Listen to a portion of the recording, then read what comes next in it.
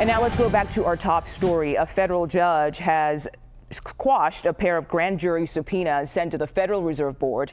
They were part of a criminal probe by U.S. Attorney Jeanine Pirro's office. And in his ruling, Judge James Boasberg said the subpoenas were a pretext to pressure Fed Chairman Jerome Powell to lower interest rates.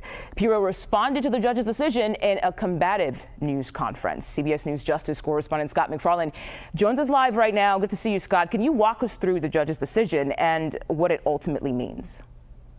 Oh, pretty blistering decision from Judge Boasberg, saying in so many words that these subpoenas shouldn't even move forward, much less a grand jury convene to consider evidence, much less a criminal case be filed here.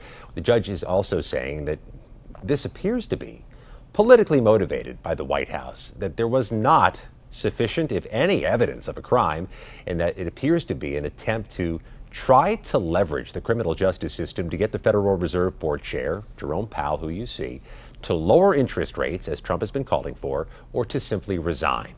And as part of his argument, in his opinion, the judge presented and iterated Trump's own Truth Social posts in which he claimed Jerome Powell was too late or too slow on lowering interest rates. It's a pretty damning opinion from the judge here, though the U.S. attorney in this case, Jeanine Pirro, the District of Columbia, says she plans to challenge it, appeal, and try to proceed with some type of criminal investigation of Jerome Powell. Okay, and Scott, I have to say, this is your last day here at CBS News, so any final thoughts before your last hit for 24/7?